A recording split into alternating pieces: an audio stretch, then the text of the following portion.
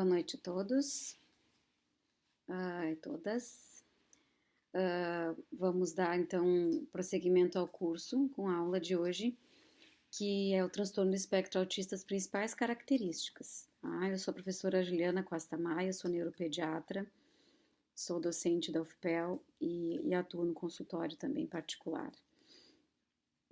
Sugiro aos alunos que vão anotando as dúvidas, porque depois nós vamos ter o chat e o fórum, para tirar essas dúvidas que surgem muitas vezes durante a aula, tá? Bom, muitas vezes a gente vê o autismo como essa figura, né, como essa foto.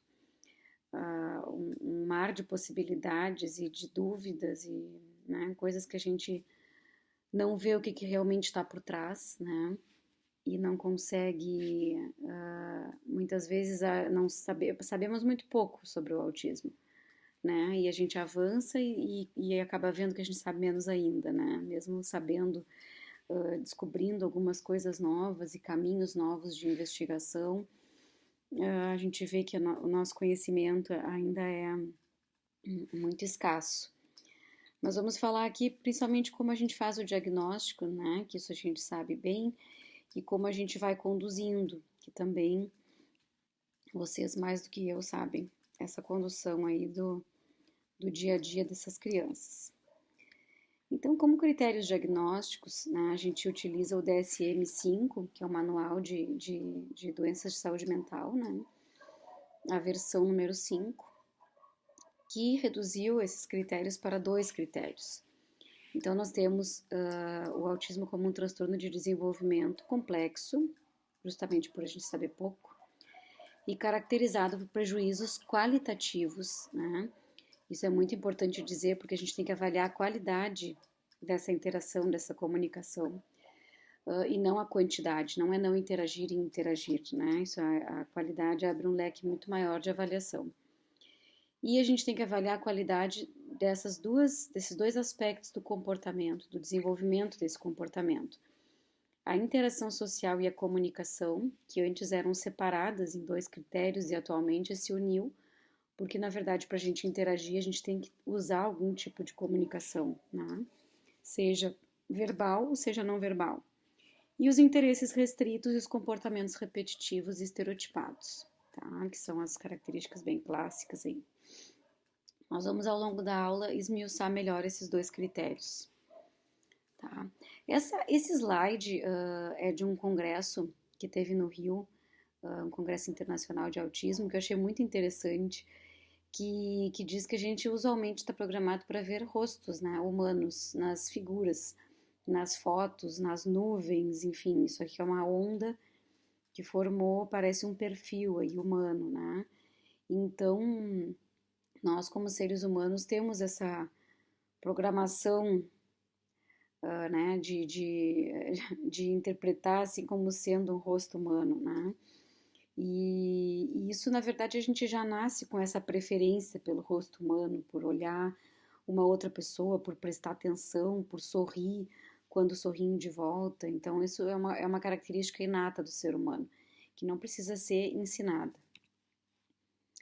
E aí a gente vai estudar um pouquinho isso, lendo sobre a neurobiologia do autismo, né? Então, como é como se forma essa capacidade aí de empatia e de olhar o outro e imitar, né? Que são coisas inatas, primitivas, e já no primeiro ano de vida a gente já consegue identificar na criança. E aí a gente entra nesse aspecto dos neurônios espelho. Os neurônios espelho são neurônios situados em algumas regiões do cérebro, né? Os neurônios são as células cerebrais que ficam, né, uma parte na camada cortical, que é a substância cinzenta, que é a parte mais superficial do cérebro, e o axônio do neurônio vai pela substância branca, né, na parte mais profunda cerebral. Então, esses neurônios espelho, eles ficam nessas regiões que está aí descrito, né? Então, o córtex pré-motor, o córtex cingulado anterior, o córtex da ínsula e o giro angular aqui um pouco mais atrás. Então, isso aqui, essas regiões são chamadas, depois tem algumas outras, né, o sistema límbico também, são regiões chamadas de cérebro social, tá? Então, são as regiões que a gente ativa quando a gente tem algum evento social, né, de interação. Então, isso se mostrou bem quando se fez esse experimento, né, um macaco e um homem, né? Então o macaco fazia uma careta, aqui no caso botando a língua para fora, e o macaco olhando, né? Esse ato motor do homem. Se a gente for ver os dois cérebros aqui nessa figura, a gente vai ver cérebros com áreas ativadas muito parecidas.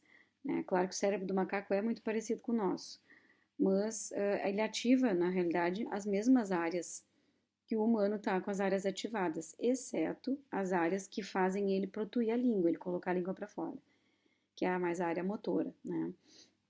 Então, quando a gente olha alguma atitude, alguma expressão facial, né, algum comportamento, a gente ativa no nosso cérebro, enquanto a gente analisa isso, a gente ativa as mesmas áreas cerebrais que a pessoa que está fazendo o ato.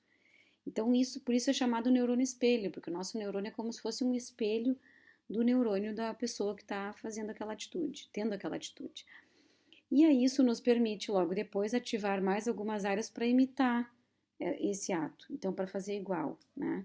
E assim que a criança aprende as coisas e se desenvolve, colocando essa capacidade de imitação em prática, né?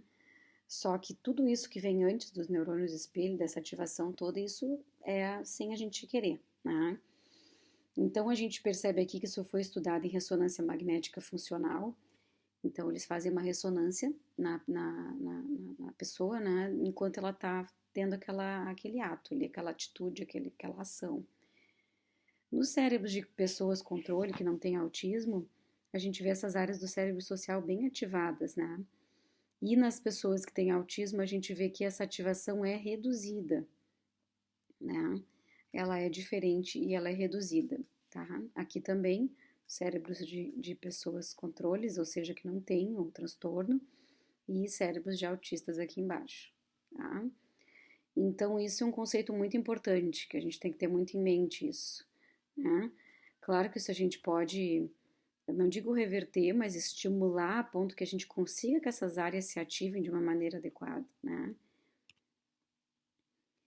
Esse aqui foi uma foto de um slide também de um congresso só sobre autismo ibero-americano que teve em Punta del Este um tempo atrás, mas eu achei interessante também. Foi um outro trabalho em que pegaram 10 crianças autistas de alto funcionamento, ou seja, inteligentes, né, com uma inteligência até acima da média, de 12 anos, e 10 crianças que não tinham autismo, também com inteligência normal, de 12 anos.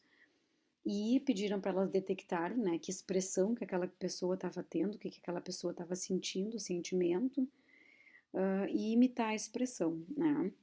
E aí a gente sabe que os autistas têm muita dificuldade de interpretar essa linguagem, né, corporal, facial também. E então mostraram ali a raiva, nojo, medo, alegria, felicidade, tristeza, surpresa. E a gente vê então aqui, ó, ressonância funcional também de cérebros controles, ou seja, as crianças que não têm autismo, e embaixo o cérebro das crianças com autismo, aqui bem mais marcado assim nessa redução da ativação, tá? Enquanto elas enxergavam e viam essas figuras aí. Esse outro estudo também nos mostra o foco atencional, o olhar do autista, né? Então mostraram essa figura e pediram né, e mediram, na verdade, para onde ia o olhar da criança autista e da que não tem, né, o autismo. E então o autista olha para detalhes, né? A gente já vê que tem três pessoas, que esses dois estão se olhando, que tem um lá atrás, então a gente já interpreta toda a cena de uma maneira diferente e ele se atém mais aos detalhes. Então ele olha para a boca desse aqui, para um botão que tem aqui, um detalhe que tem no casaco da mulher, né? Aqui que tem aqui na mão do homem. Então eles se atêm a detalhes e esse olhar diferenciado faz com que eles também tenham dificuldade de interpretar o todo aí. Isso a gente vê, esse sistema todo do cérebro social, ele vai se desenvolvendo naturalmente, claro, também com um pouco do estímulo, mas ele vai se desenvolvendo naturalmente com o contato social, com mãe, com pai, né? Então a gente tem aqui essas principais regiões que são a amígdala e o córtex pré-frontal, que são essas regiões bem primitivas já do sistema do cérebro social. E quando essas regiões são ativadas, né, então a gente tem a liberação de dopamina e vai tendo um sistema de recompensa. Então, já desde que a criança nasce, que está mamando, olha para a mãe, essa troca de olhar a mãe sorrindo e olhando para ele. Então, isso dá prazer, daqui a pouco ele aprende a sorrir de volta e ele fixa bem o olhar dessa mãe. Então, isso vai gerando um sistema de recompensa de prazer realmente, né? Então a criança vai aprendendo, né, e esperando esse prazer, né? E por liberação de neuropeptídeos, de neurotransmissores.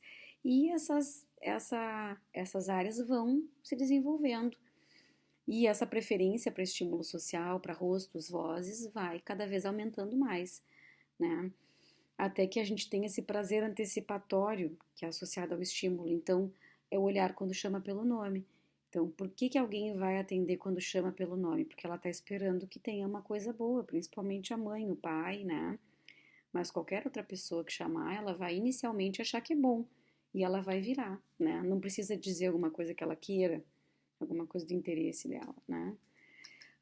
Então, isso vai aumentando essa ativação dessas áreas cerebrais aí entre 6 e 12 meses, e até que com um ano a gente tem características bem marcantes desse desenvolvimento social, que é a atenção conjunta, eu vou mostrar um vídeo para vocês no decorrer da aula, que seria essa triangulação do olhar entre uma coisa prazerosa ou que dê medo na criança e a pessoa com que ele está se relacionando.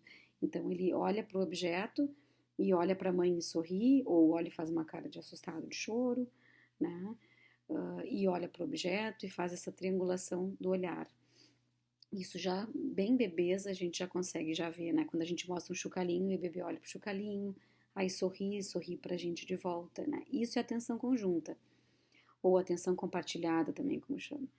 E isso é a principal característica e mais precoce que a gente observa, né? A intenção de comunicação, aquele balbucio, e aí a gente fala com a criança e ela responde bababá, falando sílabas e coisas, né? Mas só de mexer a boca, de tentar imitar a nossa boca, né, já é uma intenção de comunicação. E a imitação social, né, que é também no bebê, a gente bota a língua para fora, a gente faz uma careta, a gente faz e eles imitam, né? Então essa já é o desenvolvimento social em andamento. O DSM-5, então, esmiuçando mais os critérios, né? No critério 1, a gente tem déficits clinicamente significativos e persistentes, né, na comunicação e nas interações sociais, manifestadas de todas as maneiras seguintes.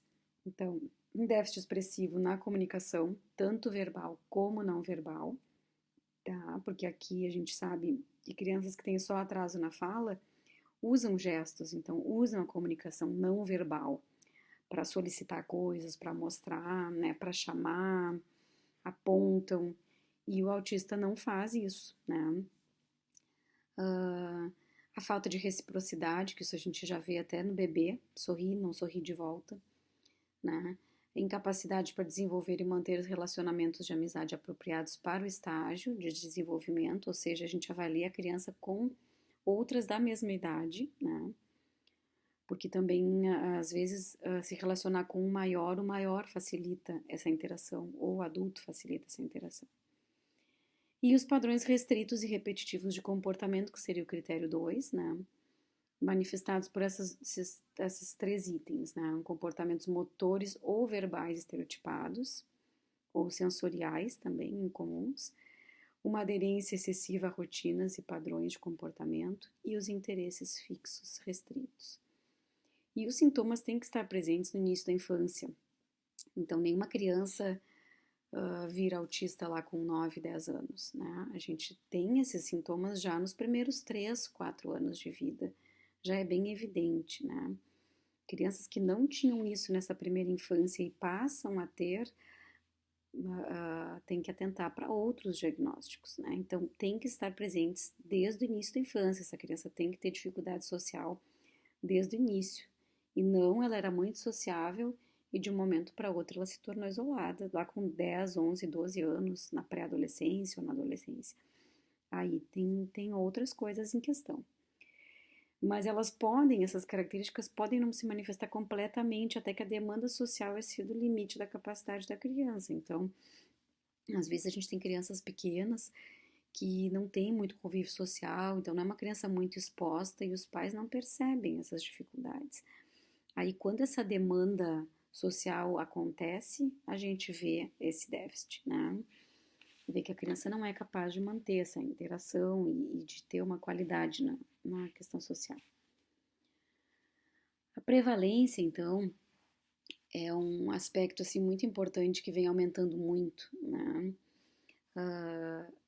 Os Estados Unidos é que nos mostram melhor esses dados e a gente extrapola para o mundo, porque lá eles têm mais estudos de prevalência de autismo, né? Talvez aqui no Brasil a gente tenha baseado mais até dados no IBGE, porque agora vai entrar no censo, né, do IBGE.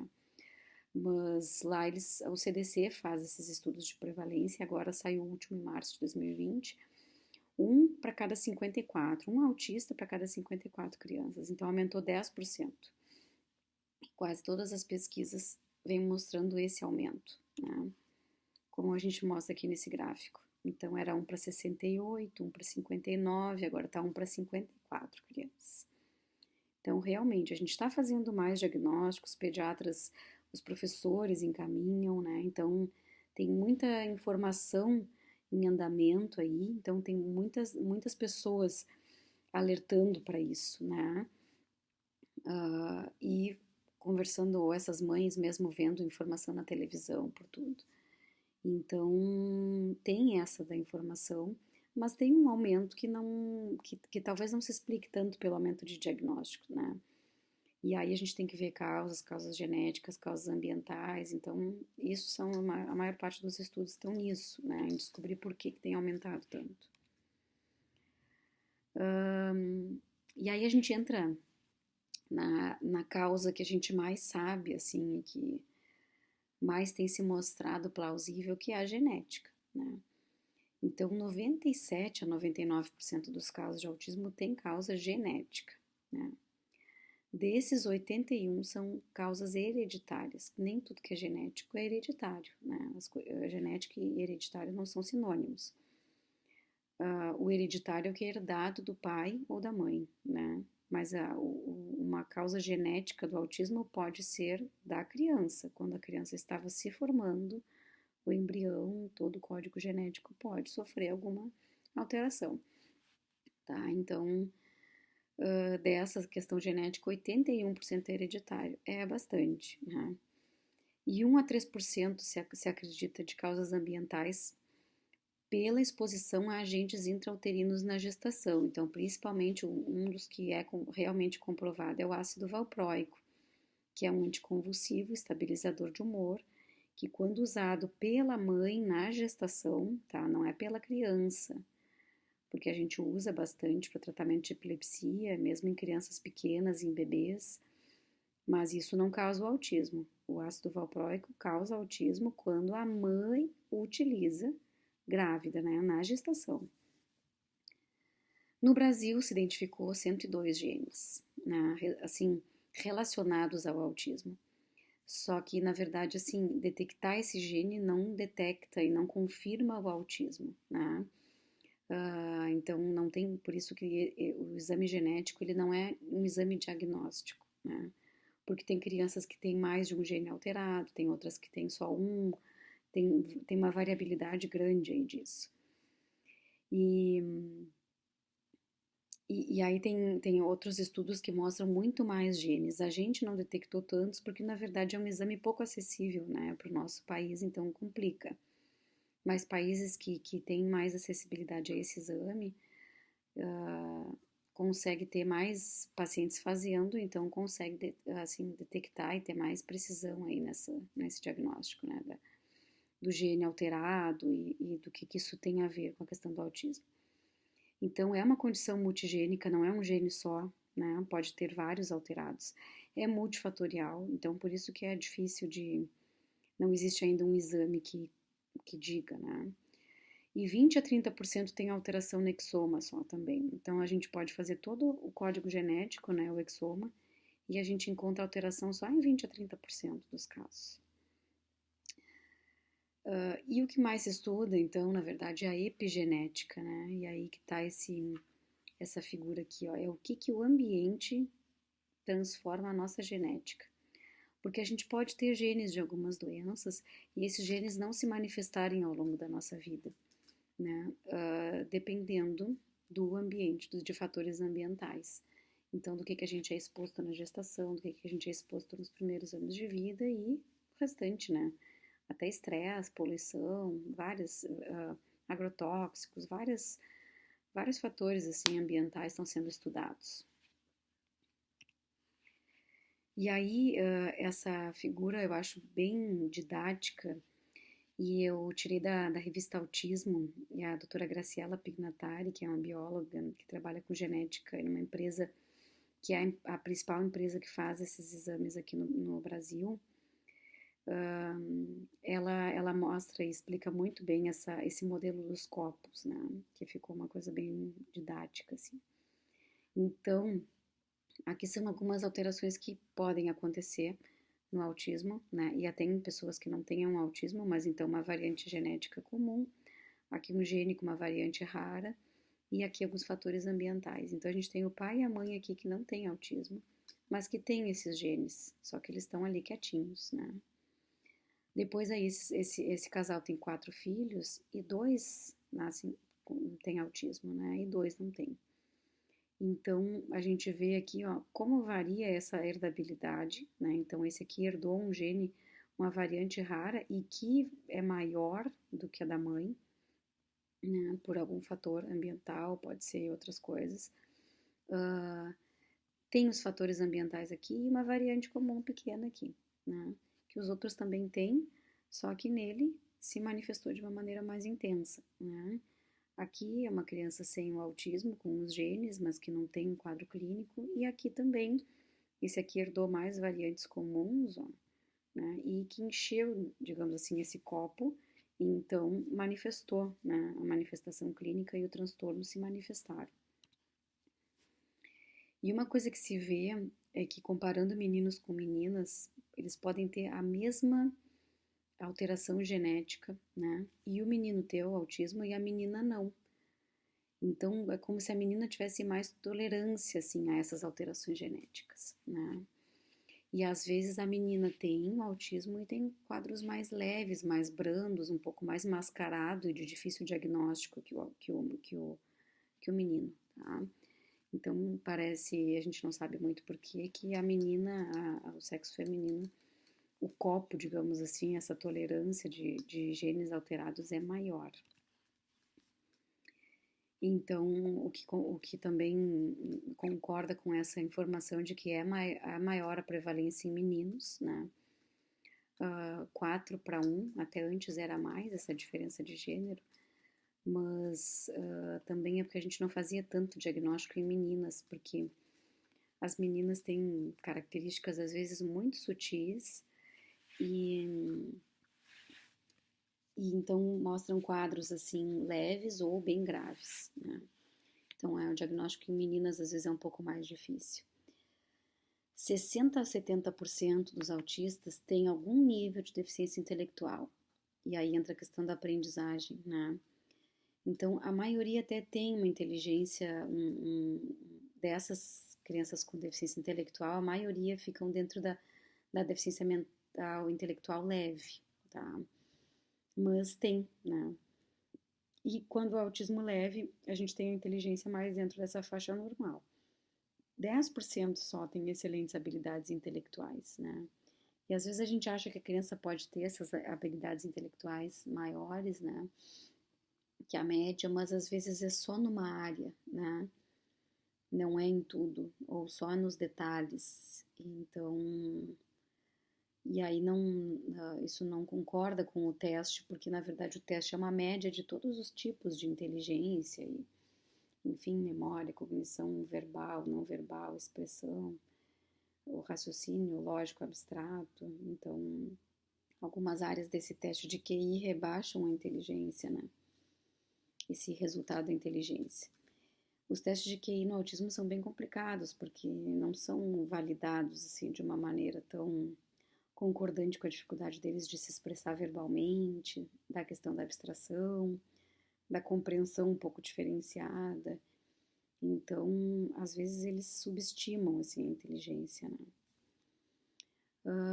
Então, quando a gente tem crianças com deficiência intelectual maior, com QI menor que 50, essa proporção fica mais parecida, tá? Porque as meninas justamente têm esse quadro ou muito leve ou muito grave.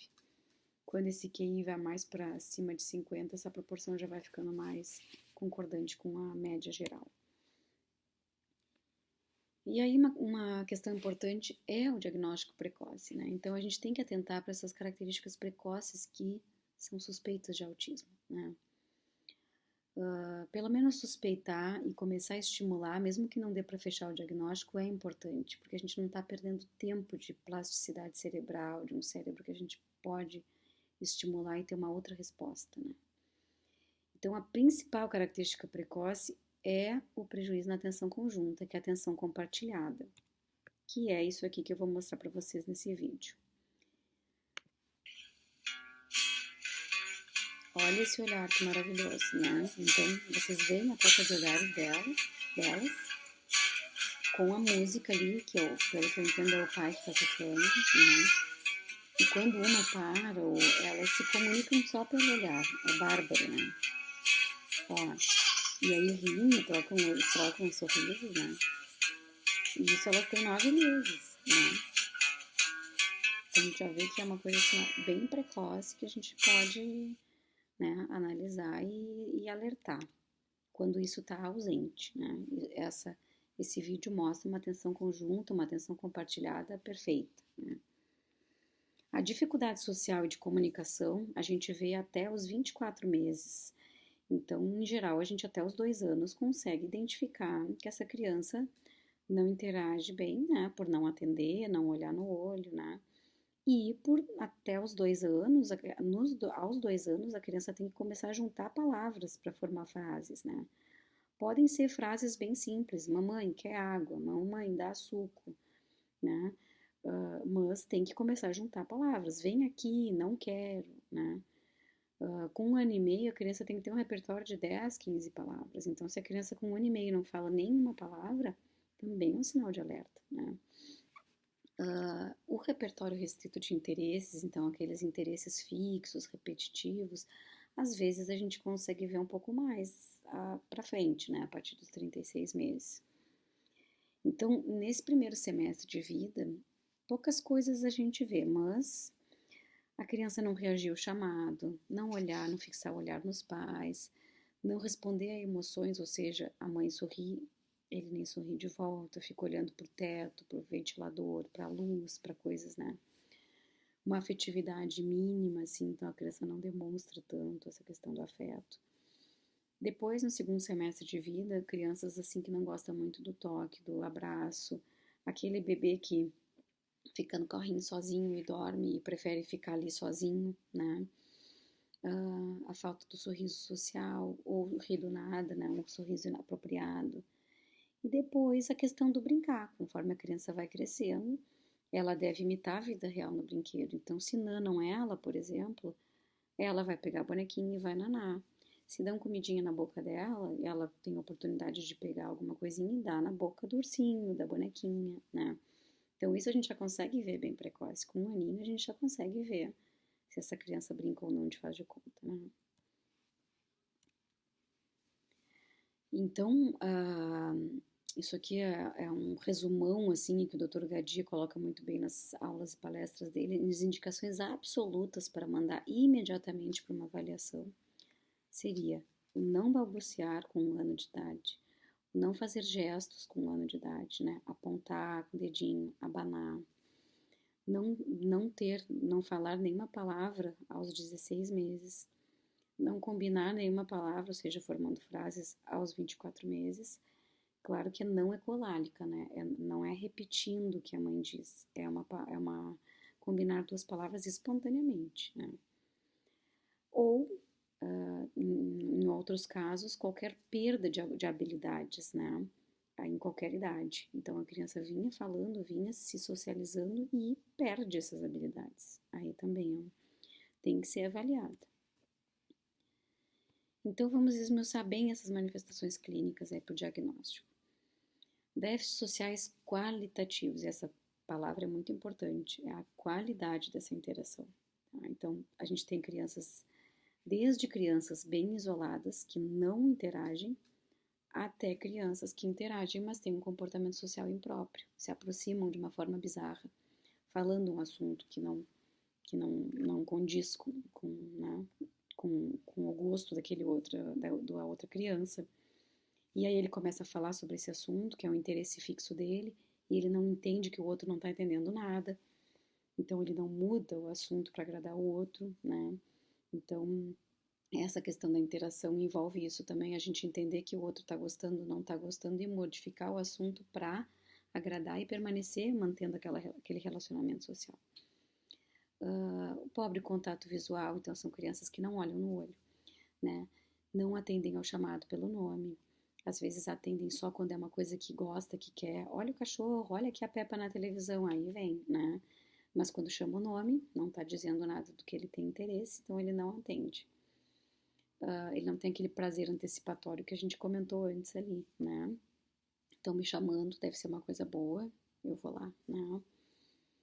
No consultório mesmo, eu ainda digo para os pais, olha, eu tô de branco aqui, em geral as crianças se assustam, né? E eu tô chamando, né, tentando chamar atenção e nem bola dá. A indiferença afetiva ou demonstrações inapropriadas de afeto, e aí a gente tem que ter em mente que, na verdade, ele não é que eles não tenham afeto, né? Eles não conseguem expressar esse afeto e nem compreender no outro o afeto. Então, muitas vezes as mães dizem, ele ri quando tem outro machucado, chorando. Então o outro vai achar um absurdo, vai achar que é uma criança má que está rindo do outro chorando, né? Mas não, ele não entende que o outro está sentindo dor. O que a gente viu naquele slide anterior da neurobiologia, né? Ele não ativa as áreas ali do cérebro social para compreender a dor do outro. Então essa empatia tem que ser ensinada, tem que ser treinada, tem que ser, né, repetida, até que ele vai, e a gente espera que ele adquira isso, né? Que é importante para a vida. A dificuldade em fazer amigos, né? Manter essas amizades. E eles espontaneamente, em geral, não procuram, não se aproximam de outra criança da mesma idade. Então a gente pergunta, quando vai numa pracinha, quando vai num aniversário, ele se aproxima do grupo de crianças da idade dele, já vai brincar, né? Ou ele não, ele foge, ou ele fica isolado.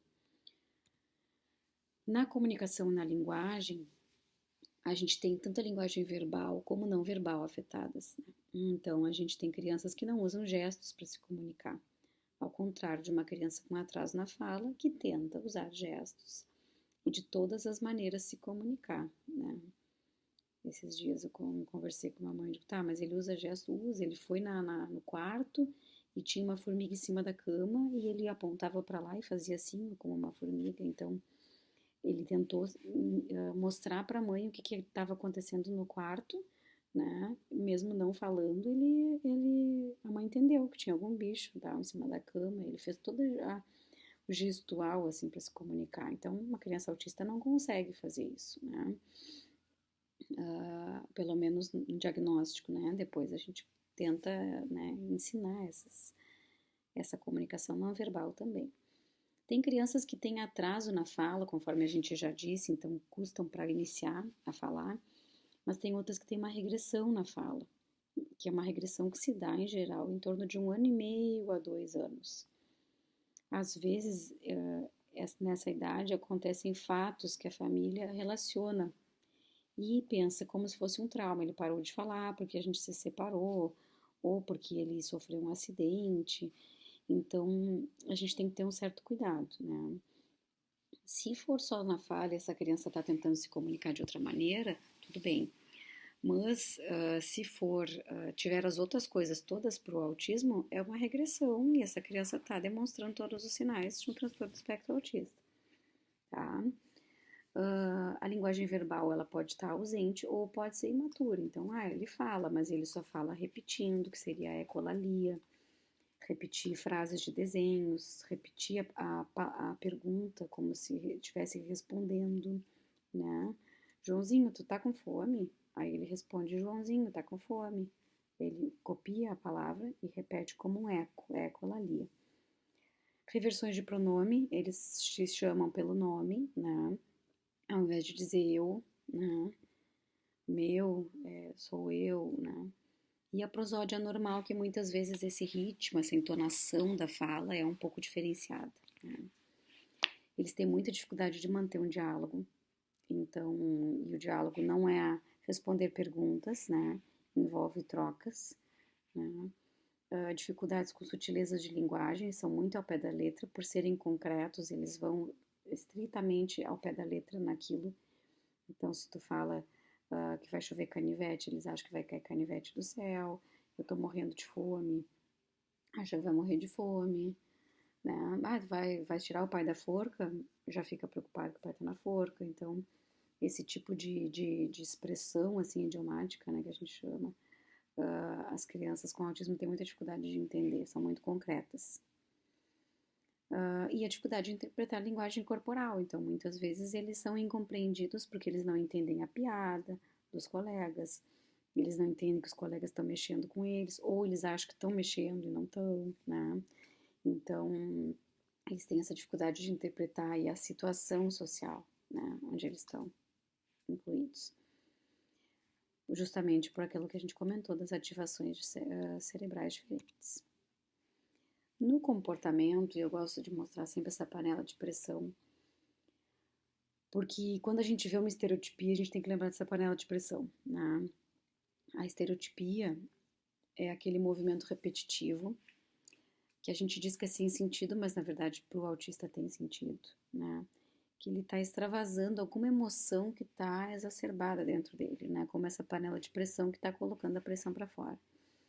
Então ele se balança, ele chacoalha as mãos, ele pula se chacoalhando as mãos, ele se treme, né? Ele faz algum movimento repetitivo ele fica caminhando de um lado para outro num corredor sem sentido, ele fica girando sem sentido.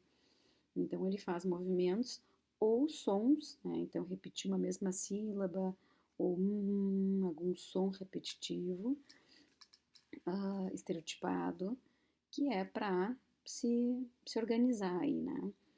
Então a estereotipia pode ser tanto motora como verbal, tá? Outra questão do comportamento é o apego excessivo a objetos ou parte deles. Então, como eles gostam de coisas repetitivas, eles vão na rodinha do carrinho e ficam girando. Ventilador, giram às vezes coisas que nem são de girar, pote, tampas, né? Ou outros brinquedos. Então eles acabam daí não usando o brinquedo com uma maneira funcional, porque como ele não sabe imitar a vida real no brinquedo e brincar de faz de conta, e ele gosta de coisas repetitivas e de girar e de empilhar e de enfileirar, então ele vai usar o brinquedo para essas coisas que ele gosta, que ele sabe fazer, como se ele não soubesse brincar, né? Então isso aí também a terapia e a estimulação faz com que a criança aprenda o simbolismo do brinquedo e brincar. E aí a gente volta mais uma vez para aquele mar que eu mostrei no início, né? E aqui esse triângulo mais ou menos indicando, sugerindo para nós um iceberg, né? E ali na pontinha do iceberg aqui, a gente tem o que a gente enxerga, que são as condutas de gritos, de se morder, se agredir, bater cabeça na parede, se jogar no chão, quebrar objetos. E por trás disso, né, lá embaixo no iceberg, a gente tem as deficiências básicas dessa criança. Então ela não sabe como consegue comunicar o que ela precisa, ela não compreende a situação social, ela se frustra com muita facilidade, não tolera um não ou nenhuma frustração. E ela precisa de monotonia. Então, de uma uniformidade de situações, de comportamento de todo mundo, do ambiente, né? Então, às vezes um simples pintar uma parede, ou um quadro, ou um sofá que muda, um muro da casa que muda, para eles já é uma grande mudança, né? Uma outra questão deles é que eles parecem pessoas com muito pouca iniciativa, né? Então a gente acha um comportamento muito vago, muito imotivado, muito dependente, né? E aí por trás disso tem os déficits básicos que são eles não compreenderem futuros prêmios.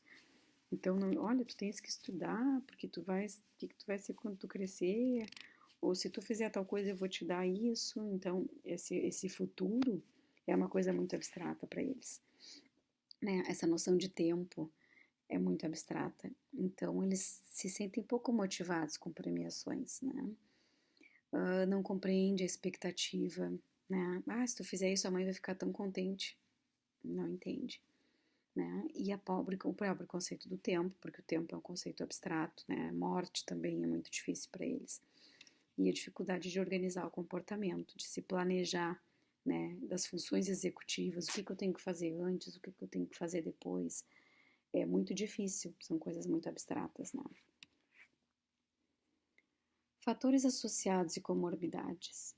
Então, a gente tem a prematuridade, que está sendo muito estudada essa relação com o autismo, porque a gente usa a prematuridade como é um fator de risco bem importante para a criança ter, né, ter o transtorno do espectro autista. Então, é uma criança que nasceu com um cérebro que tem que se desenvolver fora da barriga, né? Então, é um cérebro que tinha toda uma programação de desenvolvimento intrauterino, hormônios, fatores de crescimento maternos, tudo isso, e ele sai antes do útero materno. Então, essa regulação, essa ruptura da programação acontece. E, então, esses fatores todos, assim, externos de intercorrências que o prematuro passa, né? Então, se expõe a fatores, assim, pró-inflamatórios, ventilação, infecções, amarelão intenso, são danos que são cumulativos, né? E claro que quanto maior a idade gestacional, então quanto menos prematuro for, menor é o risco do autismo, né? Então quanto mais perto das 38 semanas, menor é o risco. Essa associação com TDAH é uma associação bem prevalente, né? E a gente vê às vezes muitas crianças que têm diagnóstico de TDAH, de transtorno de déficit de atenção e hiperatividade, depois vão ganhar esse diagnóstico de autismo, né? Com algum olhar diferenciado, consegue perceber, não, mas essa criança tem mais alguma coisa, não é um TDAH só. E aí a gente tem um estudo que mostra que as crianças com diagnóstico de TDAH, elas vão ter um diagnóstico de autismo em média uns 3 anos depois. Então, trata o TDAH, vai lá, faz todo o acompanhamento, todo aquele sofrimento todo, e aí alguém se dá conta, não, tem alguma coisa a mais, e aí se investiga mais e se fecha o diagnóstico de autismo. E ambos podem, né, ocorrerem juntos, né? Tem sinais e sintomas que se sobrepõem, muitos autistas são hiperativos e são desatentos, né? Mas não é só isso, e a neurobiologia muda um pouquinho ali. E então 81% dos autistas têm comorbidade com TDAH. É muito alta essa associação, né? Mas o contrário não é verdade. Só 15 a 25% dos TDAHs têm autismo. Tá? Então, na verdade é um diagnóstico que vem antes, que é errado. Assim, vem antes e parece que anula o outro, mas na verdade não. A criança com TDAH, ela não tem isolamento social, ela não tem estereotipia, ela não tem várias outras características, né? Essa associação, quando o autismo é associado ao TDAH, isso gera uma dificuldade, às vezes, no manejo medicamentoso, né? Então, a Ritalina, os psicoestimulantes, que são a primeira escolha de tratamento para o TDAH, não funcionam tão bem quando tem o autismo como comorbidade. Então, a gente tem que reavaliar bem esse tratamento, tá? Mas o mais importante disso é a gente saber que a gente tem que cuidar primeiro do autismo e não do TDAH, tá? Epilepsia também é uma comorbidade muito prevalente. 30 a 40% dos autistas têm epilepsia. Na população em geral, a epilepsia é 1%, né, a prevalência. Então, é bem alta no autismo. A gente tem um pico aí de risco bimodal, então antes dos 5 anos tem um maior risco e após os 10 anos tem maior risco, né? Os primeiros 5 anos é quando a gente tem um boom de desenvolvimento cerebral, então talvez esteja relacionado a isso. E após os 10, porque daí entra a parte hormonal, que bagunça um pouco toda a questão. Não se sabe se os dois têm um início em comum aí, né? E quanto mais comorbidades, ou seja, se é uma criança com paralisia cerebral, com outras questões, mais risco de ter essa associação, tá? A gente tem que lembrar que tem algumas crianças que têm só o EEG, que é o eletroencefalograma normal, e não tem convulsão. E, na verdade, a gente só trata eletroanormal, que era o que a gente chamava antes de disritmia, mas não se usa mais esse termo. A gente diz que é um eletro com alteração. A gente só trata quando realmente tem uma necessidade por uma alteração de comportamento importante, ou uma questão de dificuldade de concentração, de aprendizado. Ou seja, se existe alguma queixa, né? A gente não vai tratar todo mundo que tem eletro alterado, até porque 20% da população, em geral, pode ter, mesmo não tendo autismo, né? E aí tem alguns anticonvulsivos, que também são estabilizadores de humor, que também vão agir tanto no comportamento, como protegendo dessa alteração, não manifestar como convulsivo, né? Então, uma lista de comorbidades, algumas a gente já comentou, o transtorno opositor desafiante também é bem, né, prevalente aí como comorbidade. Distúrbio de sono é uma questão bem importante também. A gente tem que lembrar aqui, ó, sintomas psicóticos. O autista pode ter sintomas psicóticos de ver, ouvir coisas, né? E pessoas com depressão podem ter sintomas psicóticos. O sintoma psicótico não é um sinônimo de esquizofrenia, que muita gente pensa, né? Ah, não, ele está com sintoma psicótico, ele não é autista, ele é esquizofrênico. Não, ele pode ser um autista que está tão descompensado que chegou a ter sintomas psicóticos, assim como a depressão também chega a quadros bem graves que a pessoa desenvolve sintomas psicóticos e que daí devem ser tratados com medicação, porque são sintomas muito graves, muito intensos e que levam bastante sofrimento. Depressão, ansiedade também, 42%, é bem prevalente, né? Então, aqui a gente vê algumas queixas de pais e professores, distração, falta de atenção, dificuldade de concentração, hiperatividade, como sendo as mais prevalentes aí, né? Com maior porcentagem de relato. Os graus de autismo, ainda assim, não tem critérios bem estabelecidos para isso. Então, é muito difícil dar essa graduação. A gente acaba dando um grau não no diagnóstico, porque na verdade no diagnóstico essa criança não sofreu nenhuma intervenção, ela não sofreu nenhuma ajuda, ela não recebeu nenhuma ajuda para a gente ver como vai ser a evolução dela, né? E o que ela vai melhorar e o quão rápido ela vai melhorar. E vai se tornar uma pessoa, uma criança independente. E vai nos mostrar que ela é inteligente, que ela tem uma capacidade cognitiva boa, né? Que ela vai conseguir desenvolver o verbal dela. Então, quando esse desenvolvimento vai para um lado de não ter deficiência intelectual, de se tornar independente, de precisar pouquíssimo ou nenhuma auxílio na escola, a assistente terapêutico, né, o professor auxiliar na escola, não precisar de muita adaptação, a gente diz que essa criança tem um grau leve, né? Essas crianças com grau leve, elas são verbais e elas conversam, elas falam, elas conseguem ter um diálogo, se expressar, né, se comunicar. Então aí entra dentro do leve. Quando essa oralidade, essa questão do verbal e do não verbal vai mais para o não verbal, e a criança daí, como não consegue se expressar, tem comportamentos mais disruptivos, né, é mais agressiva, mais agitada, precisa de muito auxílio, aí já vai para o moderado até o grave, que são crianças bem comprometidas, né. E a gente sabe que a criança pode migrar de um grau para outro, né?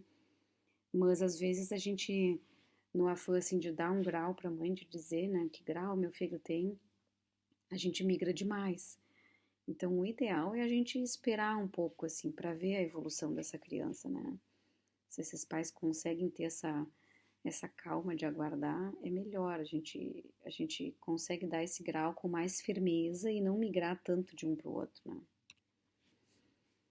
Aqui a gente tem então as escalas de triagem, que são screening, elas não dão diagnóstico, né? Mas elas podem ser feitas, algumas podem ser feitas por qualquer profissional, né? Até mesmo as mães, e tem alguns sites que tem disponível. E então elas dão o alerta justamente. Elas dão um resultado tipo, olha, tens que levar num neuropediatra, num neurologista ou num psiquiatra para uma avaliação, né? Então tem o MCHR revisado, que é bem simples, são perguntas sim ou não, bem fáceis, 24 perguntinhas. Tem o ASQ, que é o Autism Screening Questionnaire, que é a partir de 4 a 5 anos, mas também é muito fácil de ser aplicado e de ser respondido. São 45 perguntas e sim ou não também.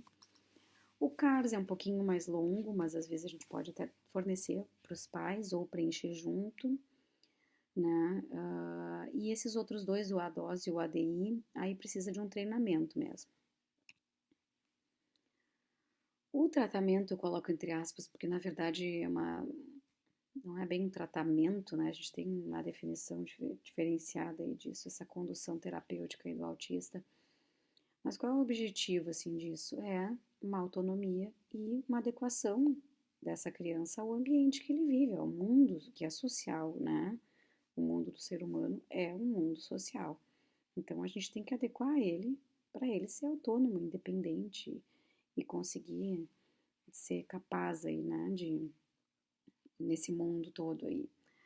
Então é muito personalizado, muito individual, né? Cada um não é uma receita assim, todo autista precisa disso, disso e daquilo. Cada um precisa de coisas diferentes, de acordo com as suas habilidades e dificuldades, né? Então é interdisciplinar, né? Então a gente são todos esses profissionais aí descritos, e aí a gente vê de acordo com a dificuldade, com a necessidade dessa criança e também muito no momento, né? Às vezes a gente tem que priorizar algumas coisas antes de outras pela idade. Então, de acordo com o desenvolvimento com a idade dessa criança, vão ser optadas algumas intervenções antes e outras depois. O que é mais importante é que esse tratamento tem que envolver a família e a escola, né? Não pode ser só com o paciente, não pode ser vai lá, faz e deu, né? Tem que estar a família envolvida, tem que estar a escola envolvida, porque é onde essa criança transita, né? Então é muito importante todos estarem envolvidos. Então é isso, gente, para finalizar, eu gosto muito dessa tirinha que, né, tem um professor ali falando que a seleção vai ser justa e todos vão ter que escalar aquela árvore. E aí tem um peixe, ali tem uma foca. Então a gente tem que rever muito esse sistema educacional, né, que cobra todos da mesma maneira, mas ninguém é igual a ninguém, né? Cada um tem as suas habilidades e as dificuldades. Então essa frase do Paulo Freire resume muito, não há saber mais ou menos, né? Há saberes diferentes, então a gente como professor tem que saber também ensinar de um jeito diferente, cobrar, avaliar de um jeito diferente. É muito complicado, é muito difícil, muito diverso, né? É um desafio. Mas é o que a gente propõe para vocês, e se vocês estão fazendo curso é porque vocês estão querendo encarar esse desafio, né? Para serem profissionais melhores aí, seres humanos também melhores, né? E trabalhar para que o mundo seja melhor também, com os outros alunos, né? Que não têm essas dificuldades. Tá? Aqui eu coloquei algumas referências, alguns artigos, sites, né? E aqui é uma foto do nosso encontro, que esse ano não teve, mas que todo ano tem, né? Que a gente junta toda a comunidade que luta por essa inclusão, por esse espaço na sociedade aí dos autistas, né? E que em Pelotas e em várias outras cidades a gente tá conseguindo, né? Graças a essas mães, os professores, todo esse time aí que se junta para lutar com a causa, né? Tá? Muito obrigado pela atenção. Fica o meu e-mail para alguma dúvida que vocês tenham, tá bom? Obrigado. Bom curso para vocês.